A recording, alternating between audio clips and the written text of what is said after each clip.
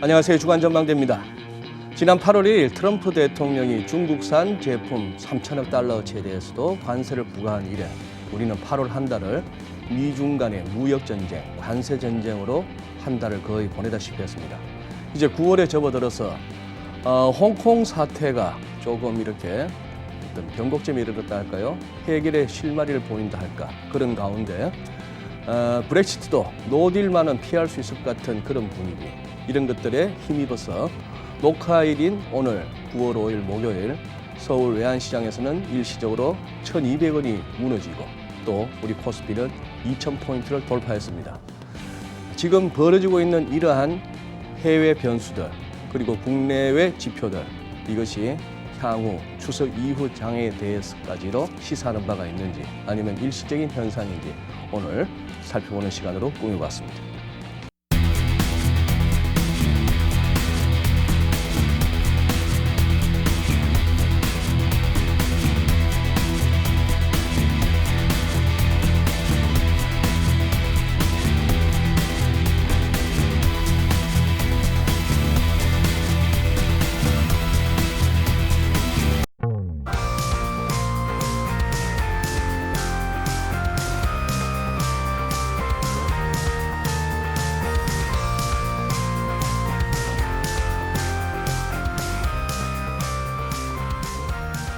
네, 오늘 주간전망대 함께해 주실 전문가분 세 분 소개해 드리겠습니다.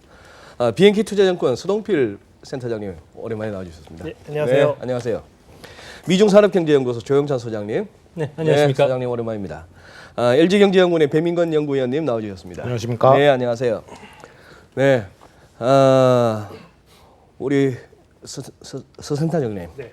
네, 오늘 제가 좀 잠이 부족해서 그런지 혀가 좀 꼬입니다. 오늘 분위기 어땠습니까? 2000 거의 안착 분위기던데 코스피. 예, 오늘 어제도 나쁘지 않았었던 네. 모양새였는데요. 오늘은 이제 2,000선을 넘어섰습니다. 좀 안타까운 점은 이제 고점 대비해서 한 10포인트 정도 밀려서 이제 말 그대로 막판에. 막판에 밀려서 2,000포인트 살짝 안착하는데 그쳐서 안타까웠습니다만 이미 시장에서 알고 있는 것처럼 어제는 이제 홍콩에서 네. 중국과 아주 좀 이런 정치적인 이슈들 이런 것들이 조금 이제 수면 아래로 가라앉는 것이 아니냐라는 기대감, 그리고 네. 또 오늘 같은 경우에는 또 영국이 브렉시트로부터 이제 10월 말까지였는데 이게 조금 더 브렉시트 기한이 연장되는 것이 아니냐, 이런 좀 시장 전반을 괴롭혔던 재료들이 수면 아래로 가라앉으면서 그동안 좀 많이 눌렸던 분위기들이 외국인 매수세가 더해지면서 기분 좋은 2,000선 돌파를 했다, 이렇게 오늘 하루는 평가할 수 있겠습니다.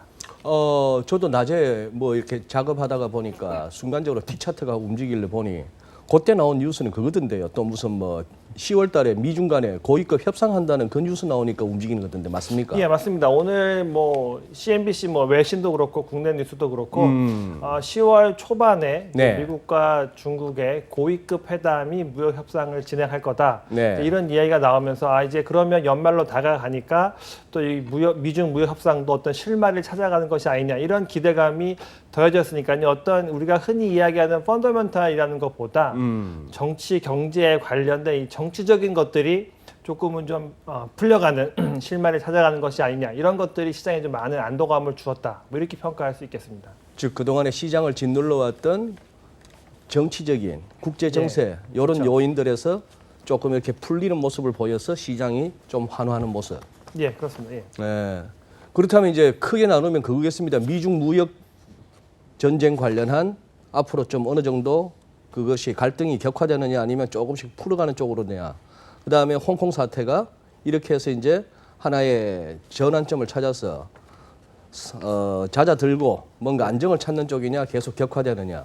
브렉시트는 결국 10월 31일 또 닥쳐봐야 알겠다 싶더니 또 미뤄지는데 네. 이것이 또 어떻게 되느냐 하는 부분인데, 오늘은 저는 진행자로서는 마음을 그렇게 먹고 왔습니다. 다 좋아졌습니다. 세 가지가 다 좋아지고 있습니다. 이거 이제 추석 지나고 나서 연말장 따뜻해질 것 같습니다. 라고 바람을 잡고 싶지는 않습니다. 저 개인적으로는 조금 아직 미심쩍은 게 많아서 그걸 갖다가 오늘 세 분한테 하나하나 여쭤보는 그 시간을 갖겠습니다. 네. 소장님, 먼저 홍콩 얘기 먼저 한번 해보시죠. 네, 홍콩 캘리람 행정장관이 네. 그동안의 송환법과 관련해서 완전 철폐를 상당히 좀 안 좋게 생각을 했었는데요. 네. 이번에 갑작스럽게 송환법을 완전 철폐하겠다고 했습니다. 아무래도 중국 정부하고 어느 정도 이야기가 돼서 발표한 것으로 보여지는데요. 송환법 같은 경우가 철폐를 했다는 것은 아무래도 그 명분 쌓기용이 아니겠는가 이렇게 생각이 됩니다. 어디 홍콩 당국이나 중국 쪽에서 예, 중국 쪽의 명분 쌓기용으로 보여지는데요. 무슨 명분요? 아무래도 그 강경 진압을 하기 위한 명분으로 보여지는데요. 뭐 대외적으로 보면은 갑작스럽게 아무 경고 없이 또 홍콩 시위 사태와 관련해서 노력 없이 무장 경찰을 투입했을 경우에 뉴얼 사태가 만약 일어난다고 하면은 국제적으로 상당히 중국이 고립이 될 수가 있다는 겁니다. 네네. 또 한 가지는 대내적인 요인 때문에 그런데요. 시진핑 국가 주석 같은 경우에는 현재 중국의 당 원로들로부터 베이다허 회의 이후에 계속적으로 홍콩 시위 문제와 관련해서 어떻게 관리할 것인가를 분명히 방침을 내리라고 이야기를 했는데 여기서 뚜렷한 대답을 못했습니다. 이 때문에 이번에 국경절 행사를 앞두고서 아무래도 홍콩 관리에서 자신이 직접적으로 관리한다는 측면에서 보여줬던 것으로 보여지고요. 또 한 가지는 경제적인 측면입니다. 미중 무역 전쟁 속에서 외국 기업들이 중국뿐만 아니라 홍콩 탈출을 하려는 이런 움직임이 일어나고 있는데요. 이렇게 되면은 중국에 대한 신뢰 손상뿐만 아니라 중국 경제가 연착륙할 가능성이 있다는 점입니다. 네. 또 한 가지는 9월 11일과 12일에 홍콩에서 1대1로와 관련된 국제 정상 포럼이 있습니다. 이뿐만 아니라 10월 1일 날에는 중국 건국 70주년과 네. 관련해서 사상 최대 행사가 있게 되는데요. 이때 홍콩 사태 시위가 여전히 계속 풀리지 않는다면 중국 권위가 떨어지기 때문에 아무래도 시위를 좀 잦게 하기 위한 이런 제스처가 아닌가 이렇게 보여집니다. 지금 소장님 말씀 가운데 제가 우선 의문이 드는 게 베이다이허 회의에서 중국 공산당 내 그 원로들한테 시진핑 주석이 좀 이렇게 어떻게 보면은 좀 닦였다고 할 수 있는데 당신 지금 뭐 미국하고는 어떻게 싸워갈 것이며 홍콩 관련해서는 어떻게 대처할 것이며 했을 때 지금 소장님께서는 시 주석이 제대로 답변을 못 내놓았다. 거의 청기누설인데 이런 얘기가 어떻게 새 나옵니까? 아무래도 이 이야기와 관련해서는 그 참가했던 사람들 사이에서 이야기했던 내용들이 외국 정보기관에 잡히는 사례들이 있는데요. 그래요? 이때 그 베이다허 회의하는 과정에 소위 말해서 그 장점 인파 그리고 후진타오 계열 쪽에서 공격이 들어갔었다고 합니다. 특히 전 그 총리인 원자바오 총리 같은 경우에는 네. 10가지 사안과 관련해서 현재 시진핑 계열에게 네. 어떻게 할 건가 요청을 했다고 하는데요. 예. 첫 번째는 홍콩 시위와 관련해서 어떻게 관리를 할 것인지, 그리고 신장이나 그 티벳과 관련돼서 시위가 홍콩처럼 벌어졌을 때 어떻게 관리할 것인지, 그리고 홍콩 경제가 악화되면 중국 경제와 관련된 그 여러 가지 규제들이 들어오고 중국 자본에 대해서 불법 자본을 인정하고 외국 기업들이 통제에 들어갔을 경우에 어떤 대응책이 있는지, 그리고 중국의 부실채권 문제와 관련해서는 어떤 해결책을 갖고 있는지, 그리고 미중 무역 전쟁과 관련해서는 어떻게 해결할지 다양한 질문을 했는데 현재 그 중국 정부 같은 경우는 여기에 대해서 가장 아픈 부분이기 때문에 뾰족한 해답을 제시를 하지 못했다고 합니다. 네. 이 때문에 그 10월 중에 있을 예정인 제19기 4중전에서는 정책적인 방향과 관련된 중장기 계획안들을 제출해야 되기 때문에 여기에 내용이 잡힐 것으로 보여지지만 구체적인 안들이 좀 나올 수 있다면은 아무래도 정치적인 안정을 찾겠지만 그렇지 못하면은 아무래도 중국 정부도 내용에 빠질 가능성이 크지 않을까 보여집니다. 배 의원님. 네. 근데 지금 홍콩 시위대, 홍콩 시민들 입장에서는 지금 그러면 송환법 공식적으로 철폐하겠다. 이걸로 그러면 이제 목표 달성이고 이제 시위도 이제 끝낼 거라 보십니까? 그렇지 않을 것 같습니다. 그렇지 않을 것 같다. 뭐 민주주의의 더 많은 진전들, 예를 들면 선거 투표와 관련된 부분이라든지 네. 그런 것들까지 계속해서 게다가 주로 시위에 참가하고 있는 사람들이 젊은 학생들이지 않습니까? 네. 많고 그러다 보니까 그 요구 사항의 어떤 수준이라고 하는 것은 어떤 특정한 어떤 한두 개 이슈에 이렇게 국한되지는 않을 것 같고요. 상당히 뭐 투표라든지 뭐 그런 어떤 민주주의의 어떤 확대라는 것을 보다 폭넓게 요구를 하는 그런 수준이 될 것 같습니다. 여기서 조금 더 보시면은요. 지금 네. 시위대가 요구했던 5개 항목 중에는 송환법 완전 철폐도 있지만 송환법과 관련된 그 시위대들에 대해서 폭도로 규정한 내용들과 관련해서는 이 부분을 처리해달라. 그리고 체포된 시위대에 대해서 한 1,000명 정도 되는데요. 조건 없이 석방해달라. 근데 이 문제는 중국 정부도 어느 정도 들어줄 수는 있는데 가장 들어주기 힘든 내용 중에 하나가 중국에 대해서 시위대가 요구한 경찰의 폭력 행위와 관련된 조사를 할 수 있는 독립위원회 독립위원회. 설치. 그리고 유권자 1인 1표와 관련된 보통선거를 도입해달라는 이야기인데요. 이렇게 됐을 경우에 중국 내륙에서 공산당에 대한 그 데모가 일어났을 경우에 실질적으로 경찰이 무력 진압할 수 없다는 거죠. 또한 독립 요구가 강한 티벳이나 위구르와 관련해서도 진짜 그 민주화를 요구하는 보통 선거를 했을 경우에는 거절할 명분이 없기 때문에 민주주의가 도입되는 걸 극도로 반대하는 중국 공산당 입장에서는 다 들어줄 수는 없을 거로 보여집니다. 일단 그동안에 표면적으로 나타났던 5개 요구사항 중에 한 가지 확실하게만 들어줬네요. 송환법 철폐하는 거 그것만. 그런 상황이죠. 그렇습니다. 그래서 지금 현재 그 중국 그 홍콩의 젊은이들 같은 경우는 시위를 주도하고 있는데 이 젊은이들 같은 경우에는 자신들은 버려진 세대라고 부르고 있습니다. 1997년도 홍콩에 반환되면서 중국에게 버려졌고요. 또한 지금 현재는 그 중국에 의해서 괴롭힘을 당하고 있다는 겁니다. 중국 홍콩 같은 경우에는 상당히 그 학력층이 높고요. 화이트 칼라와 관련된 산업들이 발달되어 있지만 뛰는 그 물가 그리고 집값 폭등으로 인해서 하우스 푸어라는 거죠. 이 때문에 홍콩 같은 경우는 1985년도만 하더라도 부의 불균등을 나타내는 진위 계수가 0.45 정도 됐는데 30년이 지난 2015년도죠. 이때는 무려 0.55 정도까지 중국이라든지 미국보다 더 불평등이 더 심화됐다는 거죠. 젊은이들 같은 경우는 이런 경제적 반항도 있겠고 그리고 본인들이 65% 젊은이들 같은 경우는 자신이 홍콩인이나 느끼고 있기 때문에 현재 중국 정부에 대한 이런 강압 진압이라든지 자유와 민주화 욕구는 어느 때보다 강하면서 시위대와 그 중국 정부 간의 갈등은 앞으로도 점점 계속 가속화되지 않을까 보여집니다. 가속화될 것 같다. 지금 소장님도 일단 이걸로 끝이 난 것 같지는 않다고 그러시고 배민건 의원님도 보시기에 이게 지금 뭐 1달러 된 건 아닌 걸로 이제 네, 지적해 주셨다시피 소득 불균형 문제 우리가 깜짝 놀랄 일이지만 중국 경제가 다른 그 자본주의 산업 국가들보다 진위 계수가 더 높습니다. 진위 계수가 예. 추정하는 기관에 따라 다양하지만 네. 대다수는 다 0.3, 0.4 정도에서 예. 분포를 하는데 중국은 가장 높게 나오는 것은 0.65 정도까지 나오고 말씀하신 대로 진위 계수 그러니까 벌어들인 거에 한 65%를 먹고 자는 데 쓴다 이 말씀이죠. 아닙니다. 그건 엔겔 계수입니다. 죄송합니다.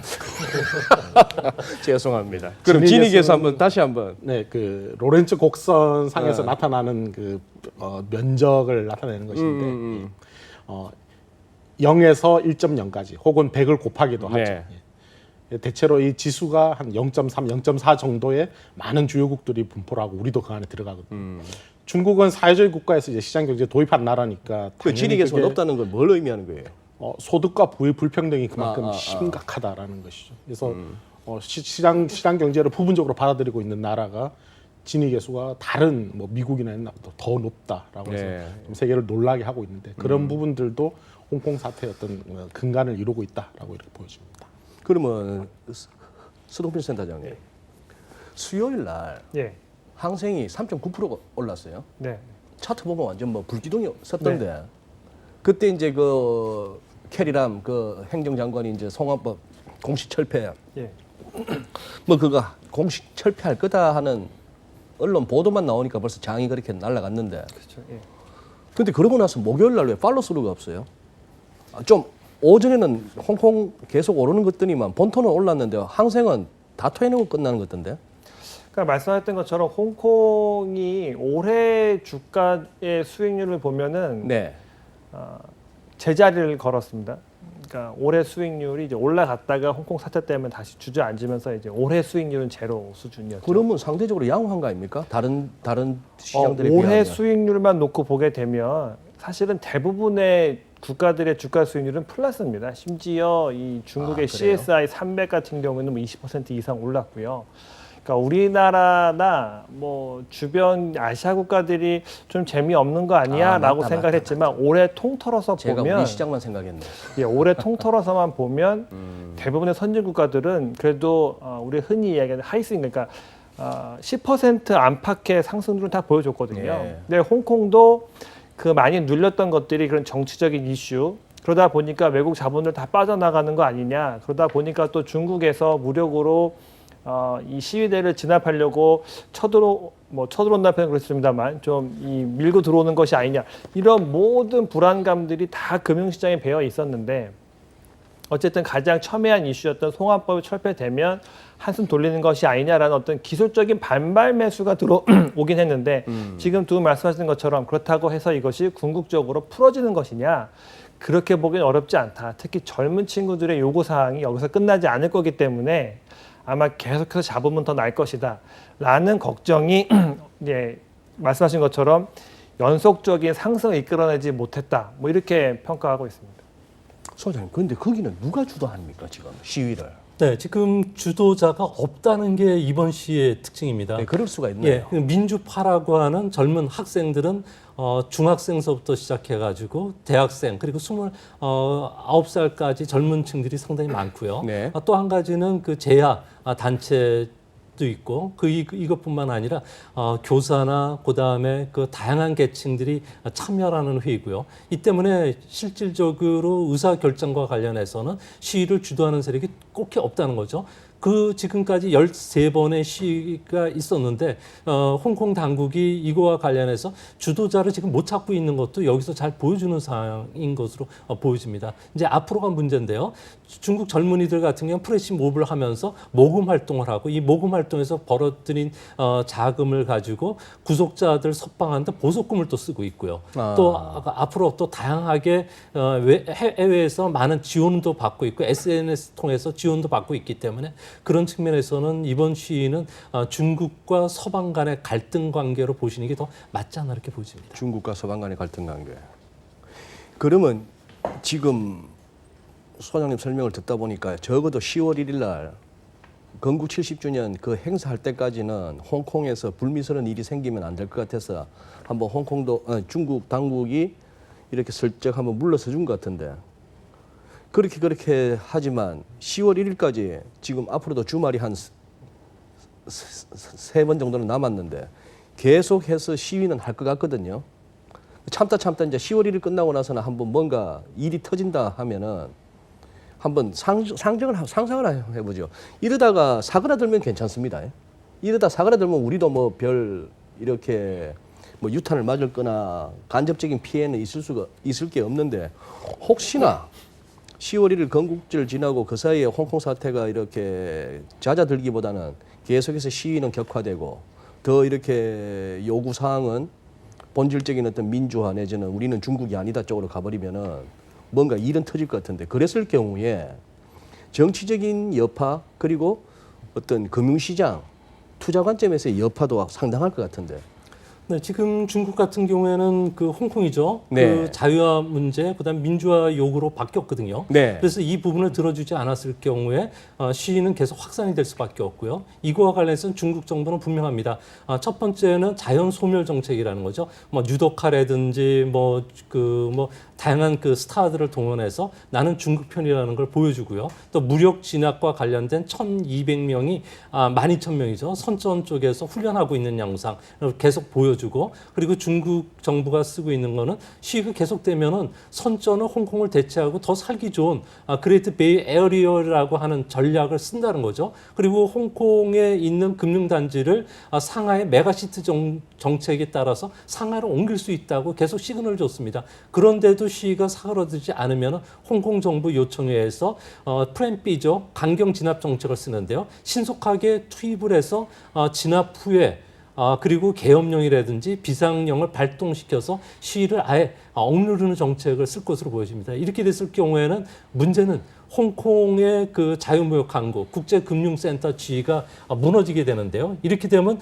홍콩의 외환 보유액은 뭐 세계 한 6위 정도가 되는 걸로 알고 있고요. 이뿐만 아니라 홍콩의 시가총액은 아시아에서 3위 정도가 되고 또 금융 거래뿐만 아니라 하루에 거래되는 온라인 거래 그 물량만 4,500억 달러 정도가 되는데 네. 이 자금들이 현재 묶이게 되고 이거와 관련해서 국제 금융 흐름에도 이상 변화가 있다면 홍콩의 금융기관을 통해서 다국적 기업들이 투자해놓은 1조 달러 자금들을 환수를 하게 되는데요. 이렇게 되면 대부분 단기 어음 형태로서 중국 금융기관에 빌려준다든지 우리나라뿐만 아니라 아시아 신흥시장에 들어간 자금들이 한순간에 요동을 칠 가능성이 있기 때문에 그야말로 조금 전에도 말씀드렸듯이 돈과 사랑과 물자가 축소되는 아래 공포가 언제든지 일어날 수 있다는 상황이죠. 그래서 중국도 그렇고 미국도 그렇고 홍콩 사태가 여기서 더 이상 더 확산이 되거나 뉴열 사태로 가지 않는 게 가장 바람직한 모습입니다. 그거는 이제 바람직한 네. 하나의 당이론 내지는 희망 사항이고. 그럼 배 의원님께서는 지금 홍콩 사태 앞으로 전개 어떻게 예상하십니까? 중국 쪽에서 이제 중국에서 어떤 서방 자본들이 많이 들어가면서 네. 중국도 달러 아시아 지역, 동아시아 지역에서 어떤 달러 유동성의 유출입에 굉장히 중요한 채널이 되고 있습니다. 그게 예. 또 한국 외환시장, 금융시장으로도 이제 들어오는 것 같고요. 예. 그래서 말씀하신 대로 홍콩에서의 어떤 그 금융시장의 어떤 위축 이런 것들이 당장은 유혈 사태 이런 것들이 터지게 되면 거의 차단 정도가 될 테니까 뭐 사실 동아시아 외환위기 과거에도 태국 위기가 이제 전염된 거지 않습니까? 네. 그러니까 그때 정도에도 그렇게 큰 위기로 번졌었는데 지금 같은 경우에도 아시아의 뭐 환율이라든지 이런 부분 굉장히 불안한 모습을 보일 가능성이 크다 이렇게 보여지고요. 또 한 가지는 뭐 글로벌 기업들 말씀하셨습니다만 홍콩뿐만 아니라 이제 중국 본토라든지 이런 곳에 투자되어 있는 우리 기업들의 어떤 자산이라든지 부채 이런 부분들도 있을 텐데 네. 한국은 어느 편이냐를 또 보게 되지 않을까. 또 뭐 최악의 경우에는 뭐 그럴 경우에 또 뭐 공식적으로 뭐 어느 편이다 가담한다라면 그런까지는 아니라 하더라도 자산 부채 그런 어떤 돈의 흐름 이런 것들이 상당 부분 차단될 그럴 우려, 예. 상당 기간에 걸쳐서 좀 마비될 우려 이런 것들이 크지 않나 싶습니다. 그쪽을 먼저 우려를 하고 있습니다. 서센터님, 지금 우리 중국 관련, 홍콩 관련한 그쪽의 펀드들은 지금 어디 거기에 H 지수가 담고 있나요? 그렇죠. 뭐 우리가 사실은 금융시장에서 가장 직격탄이라 볼 수 있는 게 우리가 흔히 이야기하는 ELS죠. ELS. 거기에 이제 네. 홍콩의 주식 지수가 주가지수 담겨 있는데 이제 항생 지수. 항생 지수? 예. 그래서 이제 보통 이제 항생과 코스피를 많이 섞었다 해서 항피 뭐 이렇게 얘기를 하는데요. 그것이 아마 가장 큰 문제이지 싶습니다. 지금 뭐 정확한 규모는 발표되어 있지 않습니다만 네. 아무래도 이 항생 지수가 많이 떨어지게 되면 네. 이 ELS 같은 경우에는 이제 수익이 마이너스 날 수도 있고요. 또 그것보다 조금 앞서가면 사실은 ELS라는 상품의 구조는 빨리 수익을 내고 또 본전 받아가지고 또 재투자를 하고 이러면서 시장에 선순환을 들어가야 되는데 네. 이게 지금 일정 지수에서 이 수익을 내지 못하고 묶여버리면 이 상품이 그냥 1년이고 만기 2년까지 끌려가게 되거든요. 그러면은 또 가뜩이나 지금 주식시장 많이 경직되어 있는데 자금의 순환 자체가 묶여져 버리면 일반 투자하시는 고객분들 같은 경우에는 뭐 과거에 시장 좋을 때는 6개월마다 한 3, 4%씩 수익을 내면서 뭐 어찌 보면 은행 금전 짭짤하지요. 이런 수익을 올리셨는데 네. 이제는 뭐 그런 투자가 뭐 1년이고 2년이고 수익률은 얼마나 올지 모르지만 끌려가다 보면 가뜩이나 이 말씀드렸던 것처럼 경직되어 있는 시장이 더 경직될 우려 이런 것들이 뭐 작게 보면 그런 문제가 될 수 있겠고요. 네. 크게 보면은 홍콩이 아시아의 금융시장에 뭐 싱가포르가 더불어 양대 허브인데 한쪽에서 삐끗하면 일단 기본적으로 외국인들 같은 경우에는 그냥 나 아시아 싫어, 아시아 귀찮어. 이제 어찌 보면 심리적인 영향 때문에 돈 빼가고 나 그냥 저기 조용할 때까지 안 들어올래. 이게 사실은 가장 골치 아픈 거죠. 이건 어떤 분석의 영역도 아니고 우리가 흔히 말하는 도매금 취급당한. 그렇죠. 예, 뭐 전망 영역도 아니고 그냥 어찌 보면 뭐 천수답 같은 그런 네, 금융시장이 예. 되는 게 가장 제가 볼 때는 오히려 불편한 현상이지 않을까 싶어서 홍콩과 엮어서는 단기 쪽은 이런 뭐 주식과 연결되어 있는 금융 상품 시장 또 좀 길게 보면 심리적으로 저 동네선 좀 그냥 좀 떨어져 있고 싶다.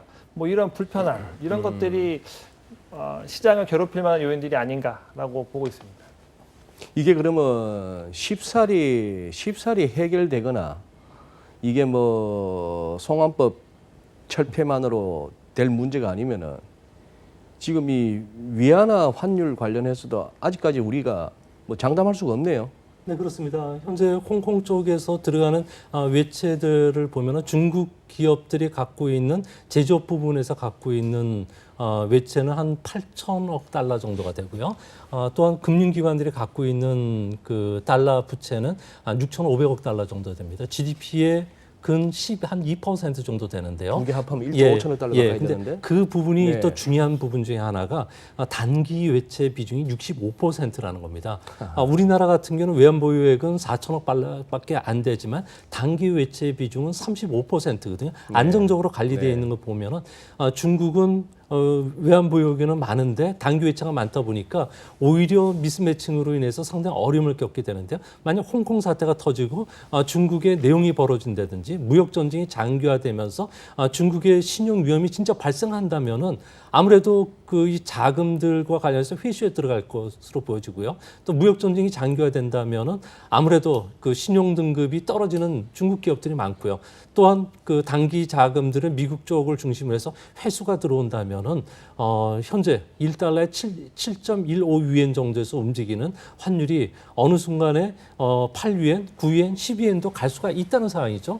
이렇게 됐을 경우에는 진짜 중국 경제와 관련해서는 상당히 커다란 위험 요인이 될 수가 있는데 현재 중국 정부가 이거와 관련해서 여러 가지 조치를 하고 있지만 특히 조치가 아주 단기적인 상황이라는 거죠. 은행권을 통해서 이를 환전할 수 있는 한도를 줄인다든지 기업뿐만 아니라 개인들은 1년에 5만 불 정도가 되는데 이 부분도 줄이고 또 금을 달러로 사야 되니까 이것도 이제 못 사게 하고 그리고 은행단들이 달러와 관련해서 환전할 수 있는 규정도 상당히 까다롭게 하고 그리고 대만뿐만 아니라 미국 여행도 자제하고 그리고 유학생들과 관련된 부분들도 이제 못 가게 하고 뭐 이런 상황이 되는데 전체 흐름에는 큰 지장이 없는 내용들이거든요. 네. 그래서 이런 그 미스매치 문제가 계속 벌어진다면은 중국의 외환 위험은 언제든지 재현이 될 수가 있고요. 그렇게 되면은 아무래도 기초 체력이 약간 우리나라 중국과 관련된 무역 의존도에서 GDP 비중이 가장 높은 뭐 대만이나 말레이시아 그리고 베트남 우리나라 같은 경우는 주가 환율도 크게 요동칠 가능성이 크다는 거죠. 소장님, 이 주간 전망대 나오셔서 이렇게 뭐 기탄 없이 말씀해 주시니까 감사한데 이 중국 들어가실 수 있겠습니까? 블랙리스트 올라가시는 거 아니에요, 이거? 뭐 중국 정부 이렇게 이야기하는 사람 저보다 강하게 얘기하는 사람이 많기 때문에 그래요? 뭐 저 같은 사람 잡아가야 뭔 소용이 있겠습니까? 알겠습니다. 그럼 시간 관계상 중국 홍콩 사태 얘기는 여기서 한번 마무리를 해보겠습니다.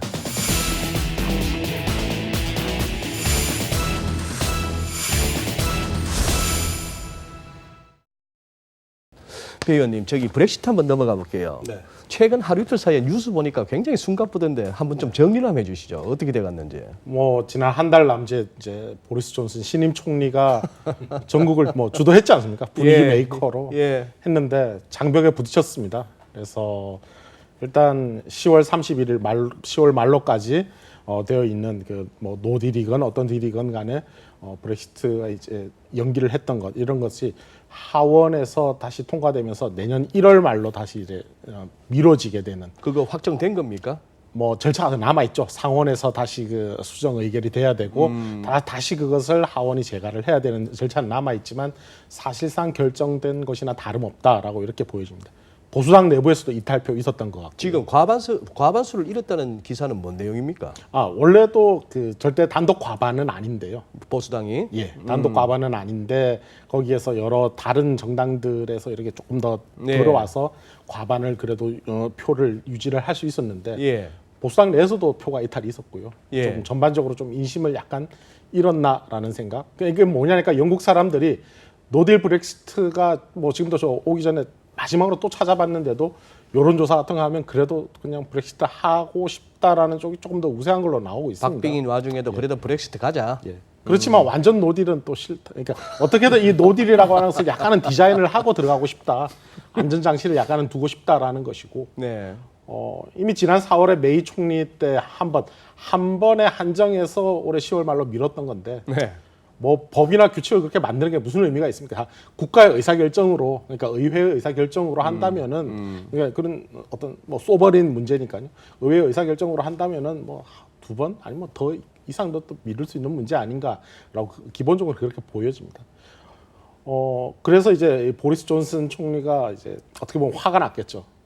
의회 해산에 해당하는 조기 총선을 상정을 했는데 이건 또 부결됐습니다.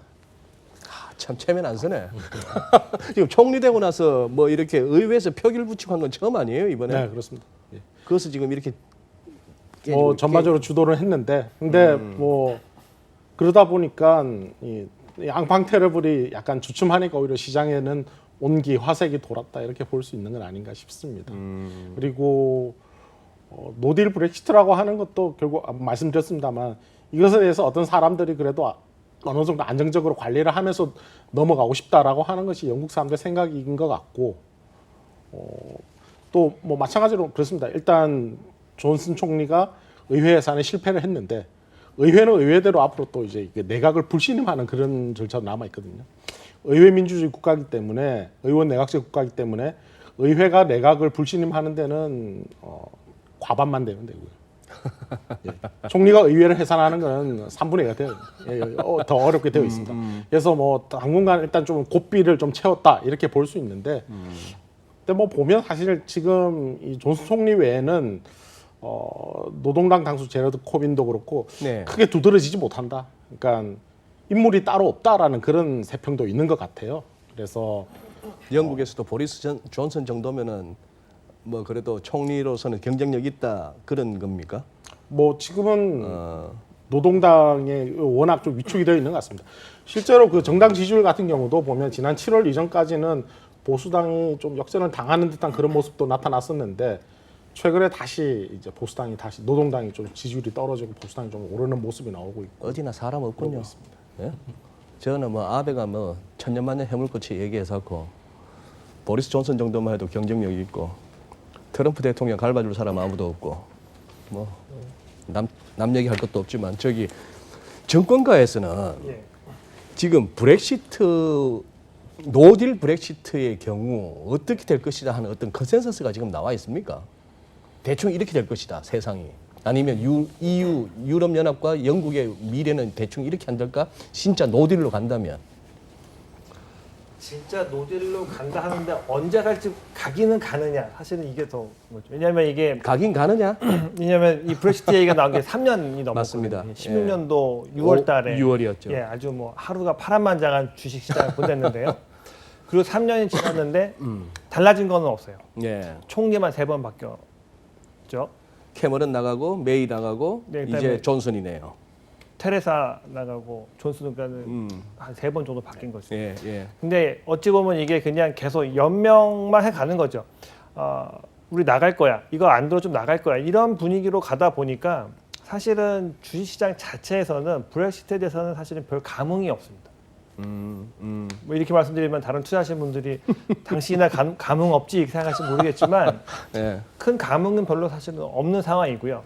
하지만 완전 노딜로 간다라고 했을 때에 일단은 영국이 가장 먼저 공경에 처할 거다라고 보는 거죠. 왜냐하면은 영국이 뭐 섬나라이기 때문에 자원이 제한적이고 그래서 이제 이 유럽과 대륙을 연결하면서 어떤 경제의 이 활동 구역을 확 넓혀 놓은 건데 지금 노딜로 간다고 하니까 벌써부터 영국으로 들어가서 일자리를 찾는 사람도 없고 영국의 국민 젊은 친구들은 또 독일로 넘어와서 프랑크푸르트가 요새 또 아주 핫플레이스가 됐다는 거죠. 아, 예. 그러니까 영국은 이번에 나온 2분기 GDP도 마이너스 0.2% 역성장을 했고요. 네. 그러니까 노딜로 가면 이거는 무조건 영국이 불리하다라는 쪽으로 지금 완전 분위기가 쏠려버렸고요. 하지만 주식시장이 아직 크게 반응하지 않는 거는 그렇다고 해서 영국이 전 세계에서 차지하는 경제의 어떤 비중, 영향력 이거는 확연히 떨어졌기 때문에 예전보다. 네, 그렇죠. 이제 금융시장은 물론 이제 뉴욕과 런던이 양대축인 건 맞지만 네.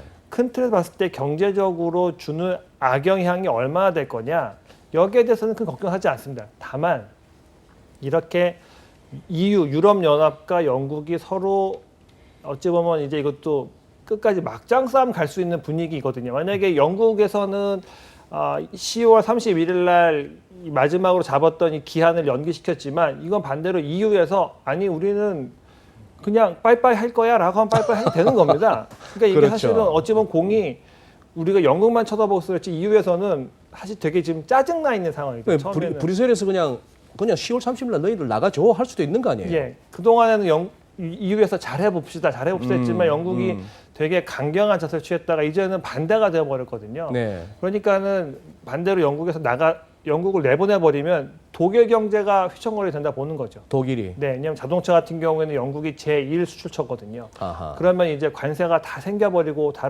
완전 다른 경제 구역에서 무역이 이루어지는 거니까 그러면 한 방에 임팩트가 들어오는 건 아니겠지만 어쨌든 영국이 작아도 유럽과의 경제 문제가 있고 유럽이 중국과 영국과의 교역이 위축되게 되면 그렇지 않아도 지금 유럽 경제 안 좋은데 전반적으로 경제의 어떤 모멘텀 이거는 당연히 슬로우 다운 될 수밖에 없다 이렇게 보는 거니까 그거를 주식시장이 만약에 금시에 선반영해 버린다라고 네. 하면은 계속해서 뭐 달러 강세, 유로화 약세, 파운드 약세 이런 악순환 우리가 볼 때는 악순환의 고리가 계속 이어질 수 있다라는 불안감은 가지고 있죠. 하지만 단기적으로 주시장 봤을 때는 브렉시트는 어떤 시장의 변동성을 키우는 재료에서는 조금 멀어져 있는 게 저희가 보는 관점입니다. 예. 어제 오늘 외환시장에서 사실 달러 인덱스를 구성하는 6개 주요 통화 중에 유로, 파운드 2개가 물려 있는 거지 않습니까? 그렇죠.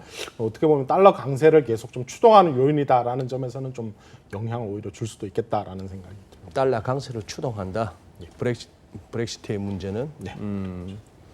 어쨌거나 어제 그 브렉시트 그렇게 또 3개월 정도 연기된다는 소리에 파운드는 강세였어요. 그래도 뭐 살짝 살짝 뭐 그런 상황이긴 한데 예. 그러면 조 소장님께서는 지금 뭐 여러 매체 지금 계속 출연하시면서 다양한 분야를 다루시는데 브렉시트 관련해서는 어떤 전망을 갖고 계십니까? 그러면 가장 시끄럽다는 거죠. 제가 시끄럽다. 이야기 드릴 수 있는 건 구혜선하고 안지영 같은 경우에는 신혼초에 뭐 폭로전을 갔지만 43년을 산 영국이 이후에 헤어지는 과정에서 왜 이렇게 시끄러운지 저는 이해를 할 수가 없고요. 그러니까 여기에서 조사를 해보면 뭐 정치나 경제적인 측면에서 서로가 생각이 전혀 다르다는 거죠. 역사적인 측면에서도 물과 기름 사이였기 때문에 앞으로 브렉시트와 관련해서 노딜로 갈 수밖에 없는 상황이 되지 않을까 보이고요.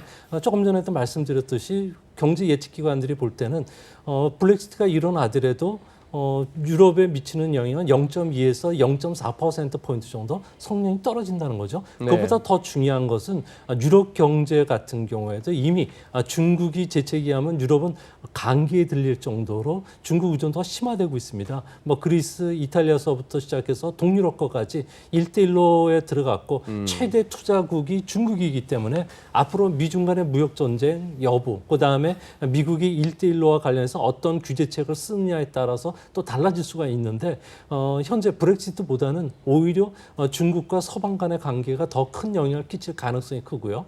또한 실질적으로 브렉시트가 일어나면 한 60만 명 정도 고용이 감소된다고 하지만 그런 또 다른 또 새로운 쪽에서도 대체 또 고용이 또 일어날 수가 있는 거기 때문에 전체 그림에서 봤을 때는 큰 영향은 없지 않을까 저는 그렇게 보고 있습니다. 그럼 배 의원님도 동의하십니까? 그래 아까 우리 첫 번째 주제였던 홍콩은 조금 이렇게 꼬여가면은 우리한테 미치는 그 간접적인 악영향이 상당할 걸로 이렇게 추론이 되는데 혹시나 노딜로 간다 하더라도 뭐 그걸로 인해서 우리가 크게 받을 타격은 저는 뭐 서 센터장님 말씀하신 쉐어가 크지 않다. 쉐어가 크지 않다. 그 부분에는 기본적으로 동의를 하고 싶고요. 네, 네. 그렇지만 과정은 역시 좀 힘들 가능성이 있다. 왜냐하니까 이유는 이유대로 또 그냥 쿨하게 못 보내주는 측면이 있습니다. 왜냐하면 다른 회원국들도 있거든요. 그리스라든지 프랑스라든지 이탈리아라든지 전례라는 게 그렇기 때문에 갖은 진통 이런 거 다 거치면서 이렇게 결별을 하는 것이 그렇게 해서 막장 드라마로 가는 것이 정해진 수순 아닌가. 그냥 쿨하게 헤어져서 깔끔하게 어떤 탁탁탁 절차로 이렇게 헤어질 수는 없을 것 같다라는 그런 생각이 들고요. 네. 구에서만 하더라도 고양이 하나 놓고서도 뭐 갈등을 빚고 있는데 390억 그 유로 파운드죠. 390억 파운드 정도 되는 위제로 지급 안 하고 그냥 떠나버린다 그러면 EU에서 가만히 있겠습니까? 다른 혜택 다 끊어버린다는 거죠. 국제적으로 볼 때는 영국을 어떻게 생각하겠습니까? 그러니까 국제금융 신사의 나라가 위자료도 안 주고 그냥 빠져나간다 그러면은 국제적인 위신도 그렇고 내가 볼 때는 그거는 하나의 그 신의의 문제이기 때문에 그런 측면에서는 아무래도 타격이 좀 있지 않을까 생각이 듭니다. 네, 재밌는 거는 사실은 그러니까 영국의 국민의 설문조사를 보면 네. 지금 뭐 브렉시트니 뭐 노딜이니 뭐 스몰딜이니 뭐 사실 잘 개념 잘 모른다고 나와 있는 게 이제 중론이죠. 설문조사 해보면요. 네. 근데 또 일종에는 이게 또 세대의 갈등, 그러니까 세대의 갈등으로 지금 또 비화되고 있다라는 보는 거죠. 이제 연로하신 분들은 우리가 어떤 영국이었는데 라는 것과 네. 영국도 마찬가지로 성장률이 안 나오고 있거든요. 네. 그러다 보니까 젊은 친구들은 우리가 그래도 유럽과 자유롭게 왕래하면서 우리의 앞길이 열릴 줄 알았는데 이렇게 단절돼 버리면 우리는 앞길이 없다라는. 그래서 왜 아버님, 어머님 세대가 우리 세대의 앞길을 결정을 하느냐. 그래서 이게 또 세대 간의 갈등. 그래서 어찌 보면 정치적인 뿐만 아니라 영국 내부에서도 잡음이 계속 많이 나고 있는 문제이기 때문에 어찌 보면 이렇게 쉽게 결정을 내려질 거냐라고 보면 이것도 어찌 보면 되게 지리하게 갈 것 끌 같다. 가능성이 있다고 보고 있습니다. 예. 뭐 립서비스인지는 모르겠습니다만 존슨 총리도 그 백스탑 조항에 대해서 아일랜드? 어느 정도 좀 유화적인 그런 태도를 보이고 있고 이거 어디까지나 그렇게 좀 벼랑 끝 전술만으로 갈 수는 그러니까 벼랑 끝 전술로 가다가 진짜 벼랑에서 떨어질 수도 있는 것이니까요. 그리고 유럽 그러니까 EU 측에 대해서도 막판에 가서는 결국은 타협이 되지 않겠느냐라는 식의 어떤 그런 기대, 어떤 이상한 그런 것들도 좀 흘리고 있는 것 같아요. 지금 보니까.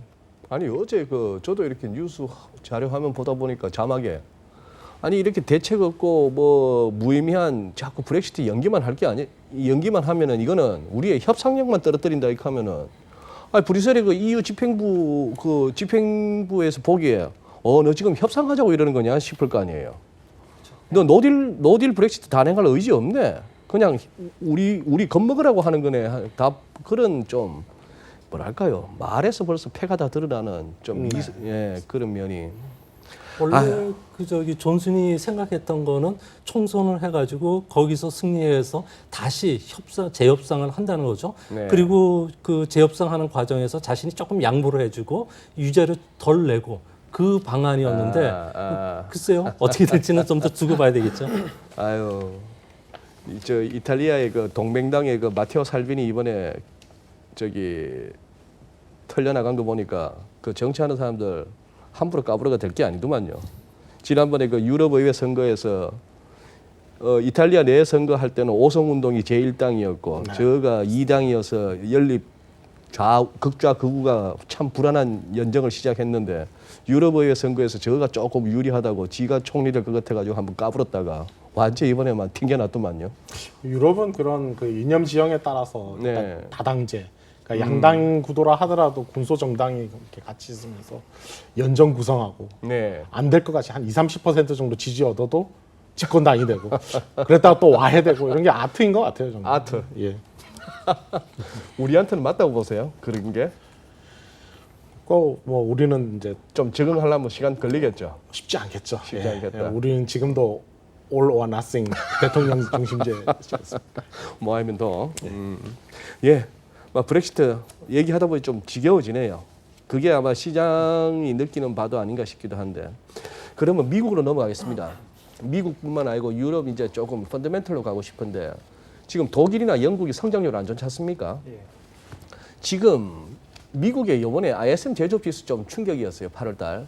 마이너스 49점 얼마? 50 밑으로 내려갔던데. 49.1. 49.1. 네, 예상치보다도 많이 떨어지고. 지금 어떻게 요새 하기야 뭐 지표 갖고 움직이는 장은 아닙니다만 어떻게 보세요? ISM 제조업 지수가 발표됐던 날은 제가 볼 때는 오히려 지표 때문에 장이 움직였다 이렇게 보는데요. 뭐 일각 아주 그래요? 뭐 소수의 의견입니다만 예. 뭐 흔히 얘기하는 뇌피셜이라고 하죠. 오피셜이 아닌. 9월 17, 18일 날 FOMC 미팅이 있는데 17, 18. 네, 9월 17일, 18일 날 이제 FOMC 네. 미팅이 있는데 뭐 25bp 기준금리 인하가 이제 시장의 대세죠. 대세였죠. 근데 이렇게 경제 지표가 안 나오고 모두가 눈여겨 보고 있는 ISM 제조업 지수가 이제 50을 깨고 내려가니까 네. 이 숫자가 의미하는 거는 경기 확장 국면이 끝났다라는 거죠. 그러다 보니까 그러면 혹시 50bp 인하에 힘을 실어주나? 라는 것 때문에 시장이 조금 더 거기에 이제 환호하는 모습이 있었습니다.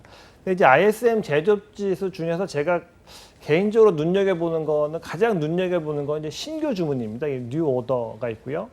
그다음에 이제 신규 주문. 네, 신규 주문이 있고 수출 신규 주문 항목이 또 따로 있습니다. 신규 주문 말고 수출 신규 주문. 네, 그 두 가지 항목이 이제 예. 흔히 얘기하는 이제 서브 캐테고리라고 하죠. 근데 이 숫자는 신규 주문은 가장 그러니까 두 번째 말고 3% 포인트 정도 빠져 47까지 떨어졌고요. 그다음에 이 뉴 오더, 엑스포트 뉴 오더 같은 경우에는 3.6% 포인트가 빠졌습니다. 그래서 당연히 47대 정도 수준까지 빠졌는데요. 이게 어떤 거와 같이 그림을 그려놓으면 아주 유사하냐면 미국의 10년물 금리와 그려놓으면 궤적이 아주 흡사합니다. 10년 국채수익률하고. 이 ISM 제조업 지수 말고 신규 주문이랑 10년물 금리를 그려놓으면 아주 흡사합니다. 그러니까 어떤 의미를 갖게 보냐면 이게 제조업이 그냥 눈에 보는 것보다는 훨씬 더 안 좋은 방향으로 흘러가고 있구나라는 걱정이 생기는 거죠. 그러니까는 단순히 50을 살짝 깨고 내려온 게 아니라 지금 구매 관리하는 분들이 신규 주문이 어떻게 플로어가 흘러오고 있느냐 봤는데 이거는 완전 지금 위축 국면이에요라고 답을 해준 거죠. 쉽게 표현하면요.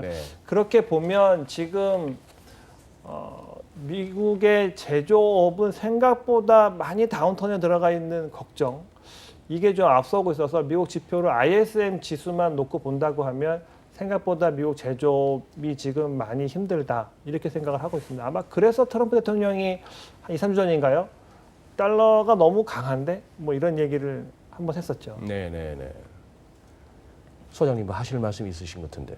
네, ISM 제조업 지수 같은 경우에는 아무래도 그 가장 피크 쳤던 게 작년 8월 달이었는데요. 이때 60을 기록하고서 지금 계속 내리막이거든요. 네. 그 이야기는 무역 전쟁의 영향이 본격화됐고요.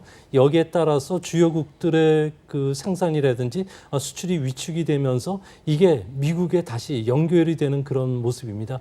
이 때문에 지금 현재 미국 경제가 어느 국면에 들어가 있느냐가 더 중요한데요.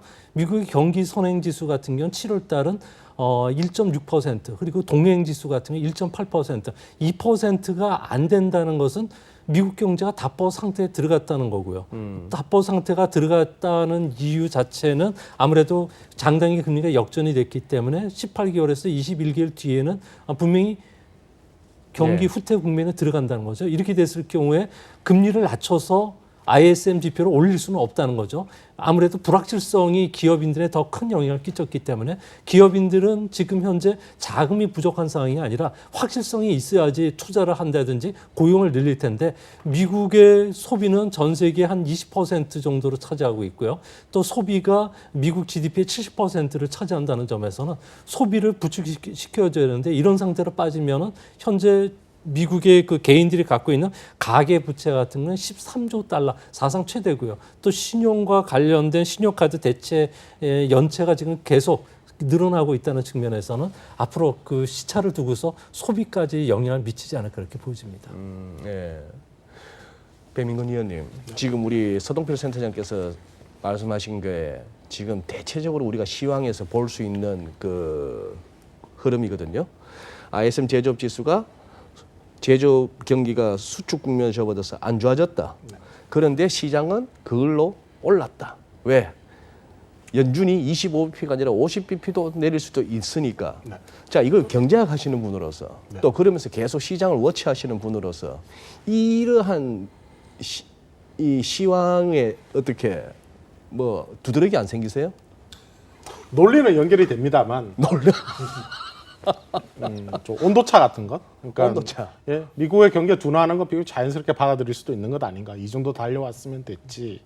어느 정도 관리할 수는 있는데 금리 내리고 또 내리고 이제 50bp 얘기도 나오기 시작하고라고 하는 것이 뭐 꼭 그렇게까지 나서야 호들갑 떨어야 할 것인가? 물론 뭐 트럼프 대통령이니까 내년에 또 선거도 있으니까 네. 뭐 그렇게 호들갑을 떨 수 있다고 생각을 합니다만 어느 정도는 정해진 수순으로 가는 것 아닌가? 중국하고 이렇게 싸우면서 그러면 미국 경제에는 아무런 영향이 없을 거라고 생각했나? 기대했나? 그런 것들 나타나는 건 비교적 당연한 결과인 것 같고요. ISM 지수가 사실 이게 50 밑으로 잘 많이 안 떨어지죠. 잘 안 떨어지죠. 이게 기준선은 50이라고 하는데 주로 항상 50 위에 많이 있어서 그랬던 점에서 상당히 이제 놀라운 결과다 이렇게 이제 보여지는 것 같고요. 뭐 기업들이 움직이고 있는 것 같아요. 저는 다른 거 어제 그제 이제 미국의 그 회사채 발행이 아주 본물을 잃었다. 기업들이 지금 당장 투자는 안 하는데 일단 돈은 많이 땡기기 현금 시작한다. 확보 차원에서 예, 그런 어떤 행동 변화를 우리가 감지를 할 필요는 있지 않나라는 것인데 어쨌든 그 연준의 어떤 대응 혹은 거기에 대한 어떤 주변을 둘러싼 센티멘트와 뭐 실물 경제 흐름 비교적 뭐 자연스럽다라고 보여지는 측면도 있는데 그런 게 좀 이제 이해하기가 약간 어려운 것이죠. 그래서 뭐 예방적으로 또 이제 보험성으로 이렇게 금리를 인하하고 이런 얘기도 나오고 있습니다만은 또 경기 침체는 가면 언제 올 것인가 17개월 말씀하셨습니다만은 아직 좀 많이 남았네라는 그런 생각도 들고 이제 물론 이제 과거 데이터와 지금의 어떤 금융통화 환경이 다르기 때문에 더 빨리 올 수도 있다라는 의견들도 많이 나오고는 있죠. 연준 같은 경우에 주식시장과 연준의 관계를 보면 제가 예전에 이 방송에 다른 연구원님 나온 말씀 드리니까는 연준이 완전 이제 월가에 휘둘리고 있다. 네. 무슨 뭐 데이터 디펜던트가 아니라 마켓 월가 마켓 디펜던트. 디펜던트다.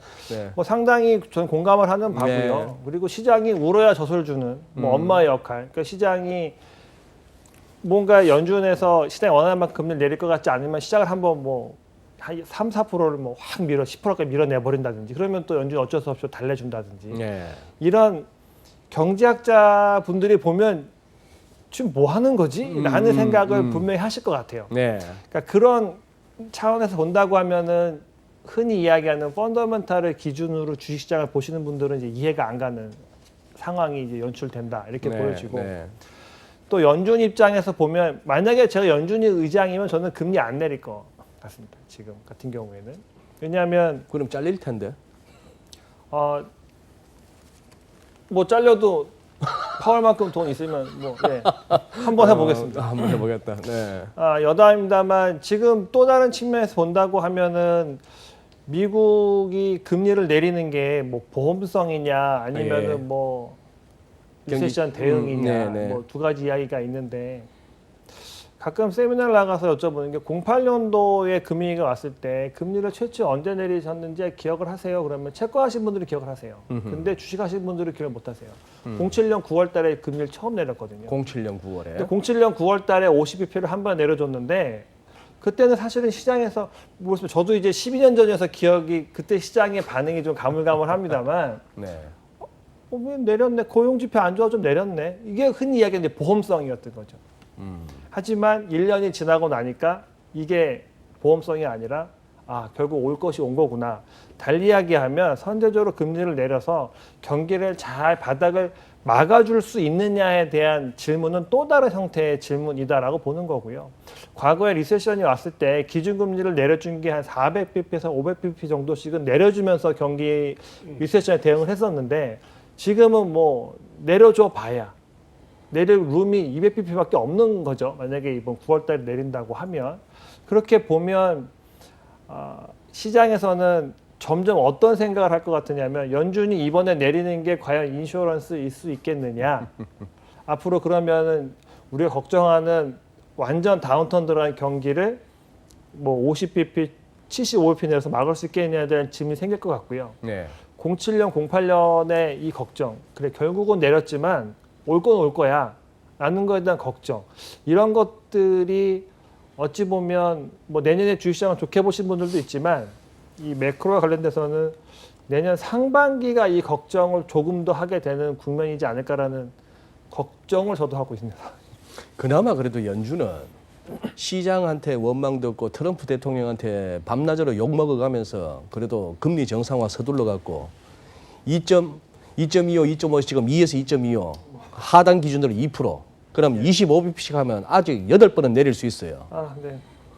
근데 지금 마이너스 0.4 독일 22, 마이너스 0.1 BOJ 야들은 그럼 웃자면 됩니까? 당장 이제 12일 날 우리 추석 연휴 첫날 22 통화정책 회의가 열리는데요. 지금 시장의 기대는 어떠하며 어떻게 예상하고 계십니까? 양적 완화 조정 아니겠나 싶은 거죠. 양적 완화요? 예, 그런 것이죠. 특히 일본은 이제 그 장기 금리, 장기 국채 금리를 제로 수준에 맞추기 위해서 일드 커브 컨트롤. 예. 네. 그렇게 해서 양적 완화 규모를 조정할 수 있도록 통화 정책을 이제 바꿨기 때문에 네. 양적 완화 규모를 자동으로 늘릴 수 있는 그런 효과가 이제 그런 룸이 주어지는 것 같고, 유로존은 이제 신임 총재, 22 총재 이제 들어왔지 않습니까? 라가르드. 예, 네. 그렇습니까? 모르겠습니다. 뭐 IMF 때도 뭐 사실 그렇게 서슬퍼렇지는 못했는데 그래도 10월 말까지는 드라기예요. 네, 예. 그렇습니다. 예. 예, 뭐 우리 또 드라기 형님 또 막판까지 예, 그럴 또 것 마이크 같습니다. 잡고 예. 한곡 부를 수도 있을 것 같은데. 근데 뭐 조금 더 길게 보면 대응할 만한 룸이 별로 많이 없다라는 건 사실인 것 같거든요. 뭐 의미는 통화 정책으로 한다고 해서 뭐가 얼마나 나아질 수 있겠느냐. 그러니까 이론적으로는 뭐 경기를 부양시킬 수 있는 그런 금리 수준은 사실은 실질 금리 기준으로 마이너스 저 밑에 내려가 있는데 네. 내린다고 되는 문제도 아니다라고 그런 얘기. 그러면 다시 이제 일각에서 얘기 나오는 대로 재정을 이제 많이 동원을 하고 재정에 관한 어떤 룰이나 레짐을 어떻게 바꾸는 어떤 그런 프로세스를 국제적으로 규범적으로 소화해낼 수 있을 것인가, 향후 몇 년 동안 세계 경제가 그런 쪽으로 좀 논의의 초점이 옮겨가지 않는가. 통화 정책으로 뭔가를 할 수 있는 시기는 뭐 시장을 달랠 수는 있겠습니다만은 효과적인 경기 부양 이런 것들은 점점 쉽지 않아지는 것, 미국을 제외하고 쉽지 않아지는 건 사실인 것 같습니다. 예. 소장님, 네. 마지막 저 클로징 멘트들 하시기 전에 소장님한테 여쭤보고 싶었던 게 그 요새 그 굉장히 그 뭡니까 트럼프 대통령만큼이나 그 팔로워가 많아진 황구 15 편집장 후시진 그 양반 트윗대로 다 돼 왔지 않습니까? 뭐 based on what I know인가 뭐 그 표현 내가 아는 바에 따르면 그게 보니까 제가 보기에는 지금 공산당 저 고위층에서 내가 듣기로는 이렇게 번역하면 딱 맞겠던데 그 황구 15 편집장이라는 자리가 그렇게 센 자리입니까? 네, 황구15 같은 경우는 일보 자회사인데요. 예. 근데 그게 중국 안에서는 그 정책 그 나팔수라고 합니다. 정책 나팔수. 그러니까 정부 정책과 관련된 그 홍보 그리고 미중 무역 전쟁과 관련된 지도부들이 이야기할 수 없는 예민한 부분들을 대신 입을 빌려서 하는 자리가 황구15의 편집장이라든지 이런 그 기자들이 하는 이야기인데요. 네. 여기에는 주로 많은 그 앞으로 미중 무역 전쟁과 관련해서 시진핑 국가 주석 같은 경우에는 2049년까지 장기전을 들어간다고 이야기를 선언을 했고요. 2049년요? 그러니까 앞으로 30년. 그러니까 중국의 그 건국 그 100주년 해죠. 그때까지는 제1강국으로 올라오기 위해서 미국과의 패권 다툼 우린 피하지 않겠다. 대미와 관련해서는 강경 정책을 쓰고 무역 전쟁과 관련된 원칙을 지키겠다는 거죠. 그 원칙 하에서 중국이 다음번 둘 수를 미리 이야기를 하고 미국에 대해서 메시지를 전달하는 식의 그 정책을 황구15가 쓰고 있기 때문에 그동안은 잘 맞았는데요. 이제 앞으로가 더 문제입니다. 이제 본격적으로 지금 현재는 장외에서 서로가 그 심대랑을 하는 시기였기 때문에 황구15가 맞을 수는 있었는데 이제는 옥타곤 링에 올라서 진짜 사생 결단하고서 진검승부를 해야 되는 시점에서는 아무래도 변칙 스타일에 능한 트럼프가 더 우위에 쓰지 않을까 저는 그렇게 봅니다. 2049년이면 시 주석 나이가 왜 됩니까? 지금 그 58년 개띠시니까요. 58년 기회 뛰면은 아니요, 58년이 아니구나. 56년생이네요. 56년생. 예. 아하. 그러면 64세 우리 나이로 그럼 아직 94세니까 충분히 뭐 생존할 수가 있겠죠. 가능하겠네요. 뭐 대치부로 이렇게 막힐 때마다 뚫어주고 하면 가능하겠습니다. 예, 알겠습니다. 그러면은 예 이제 뭐 세 분한테 이렇게 1, 2분씩 클로징 멘트를 듣고 싶습니다. 그러니 지금 이제 홍콩 사태와 더불어서 미중 무역도 살짝 살펴봤고요. 유럽 관련해서는 브렉시트 그리고 이제 통화 정책 그리고 지표까지도 살펴봤습니다.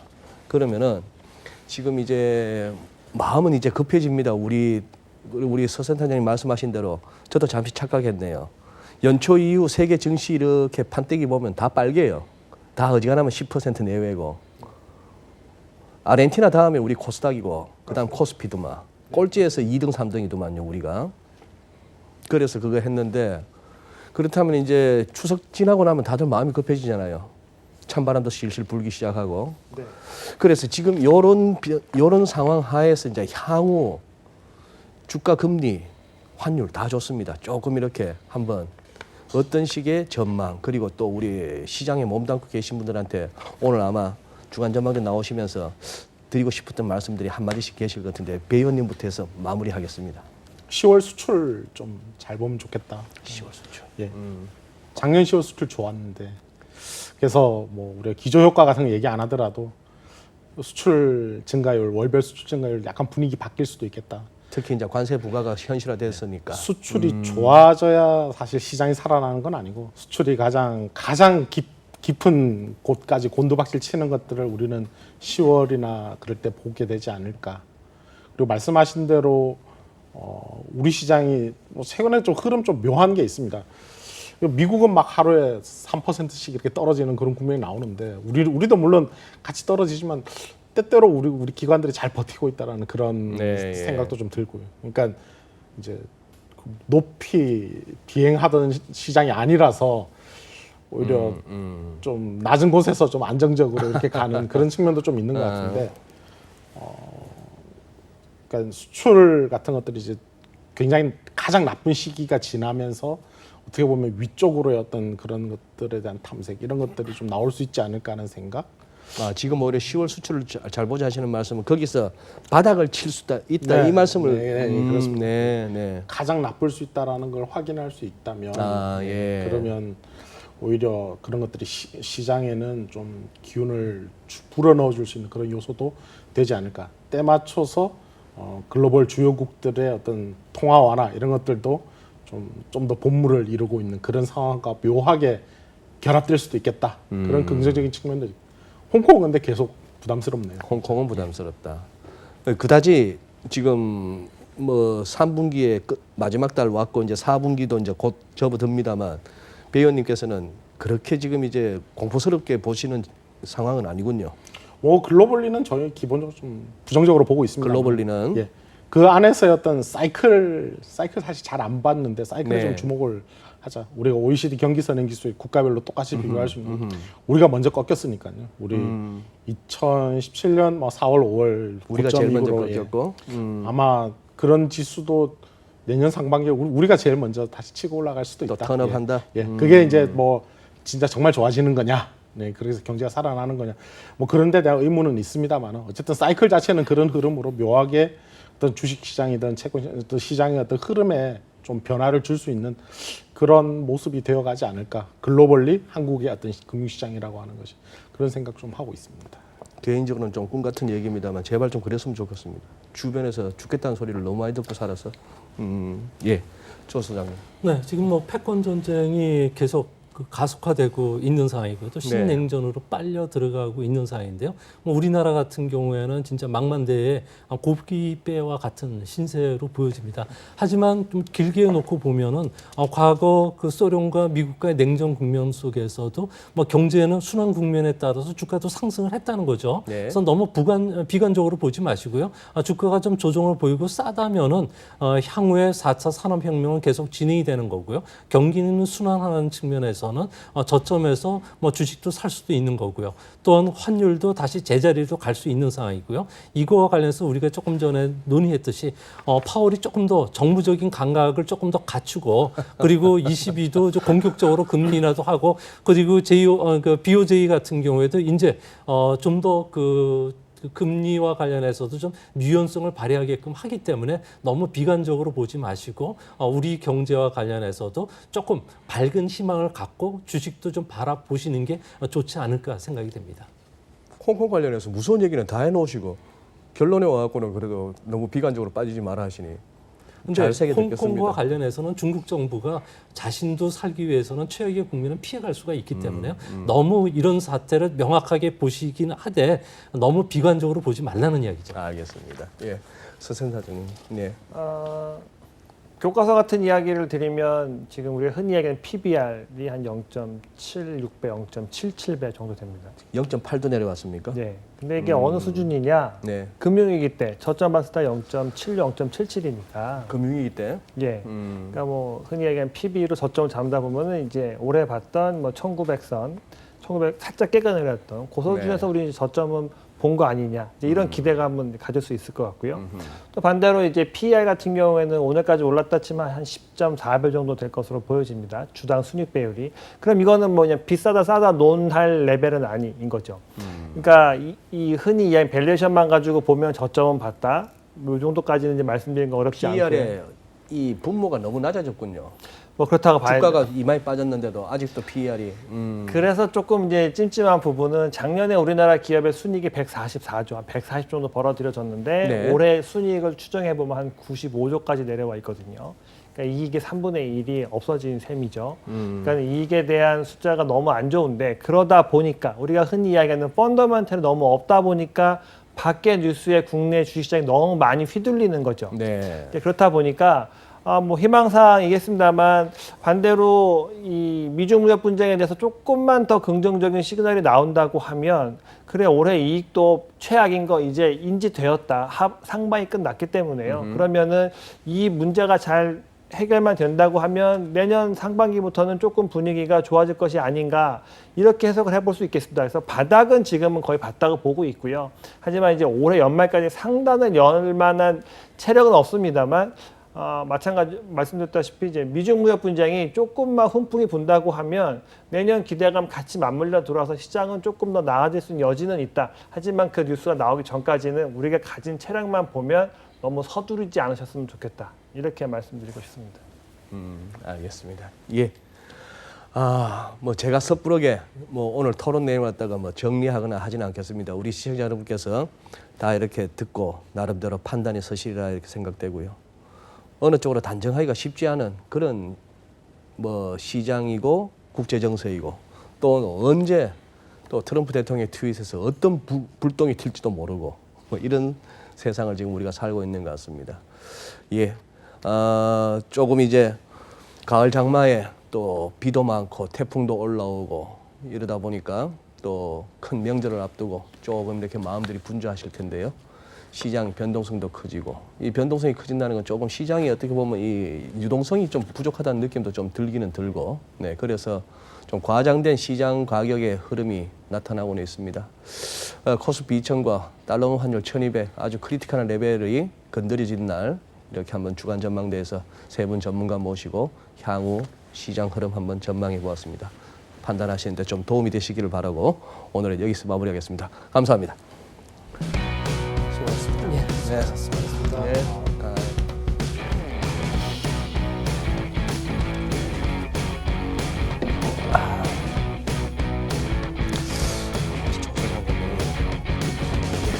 자주 모시고 얘기를 해보지만 처음에는 금을 엄청 주시다가 점점 다들 귀환하다가 마무리하실 때는 또